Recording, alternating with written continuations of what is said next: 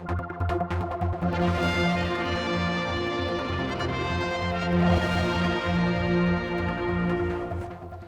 over 4,000 people have now signed the online petition against what we're all calling the toilet tax. Now, Douglas MHK Chris Thomas has taken up the cause, and you'll be taking this to Tynwald.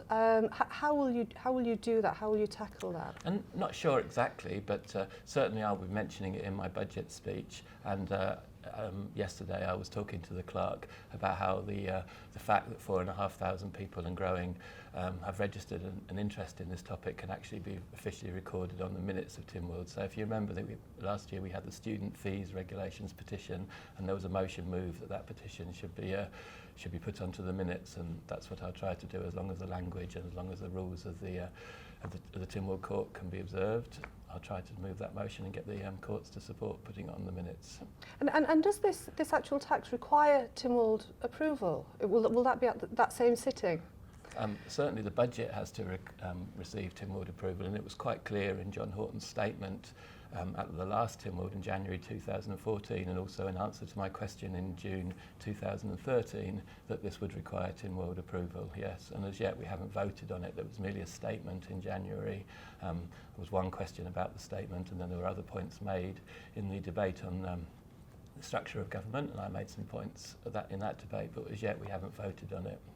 How did you get involved in this particular issue? I think, if truth be known, it wasn't deliberate. I'm not jumping on a bandwagon, and neither am I starting a bandwagon. I'm not going to say I've been asked. I'm not going to say I've offered.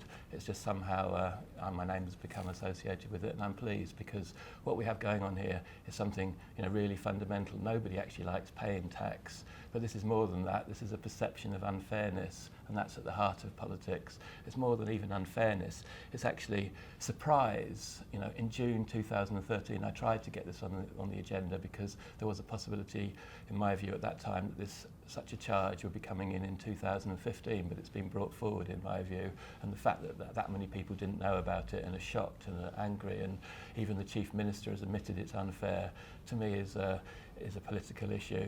A fundamental principle at the heart of democracy is no taxation without representation, and in a way that's what I'm feeling is where we are at the moment. It's almost, isn't it? I mean, like you say, nobody likes paying their taxes, so an online petition will attract a lot of votes, but this is seen as particularly unfair, and almost in a lot of people's eyes the last straw, really. People are quite aggrieved, aren't they, generally?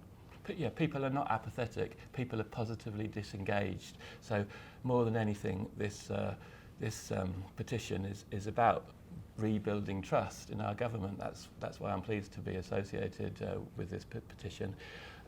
In June 2013, I asked about options for refinancing the MEA debt in one sense, but also about more specifically what the WASA planned to do to replace the £8 million revenue grant from Treasury to WASA, what they plan to do. And since then we haven't had options discussed in public. Before then we'd had the Flood Risk Management Bill, and that in itself is revealing, the legal basis for this charge is inside a bill called the Flood Risk Management Bill, and that's not the way that you should go about democracy. To me there should have been more consultation, more presentation of options, more engagement.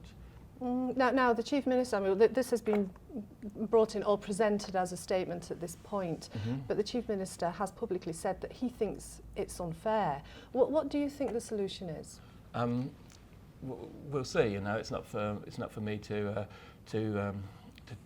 come up with a positive solution at the moment, except just to reiterate what the Chief Minister keeps saying, which is, since 2006 we've been short of VAT. The amount of VAT we've had since 2006 has halved from what we had at that point, and